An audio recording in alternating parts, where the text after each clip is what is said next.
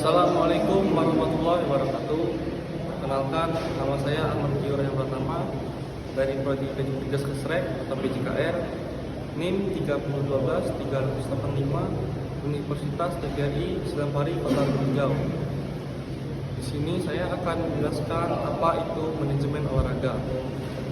Manajemen olahraga ialah proses perencanaan, pengorganisasian, pengarahan, dan pengendalian sumber daya termasuk manusia untuk mencapai tujuan tertentu secara efisien dan efektif.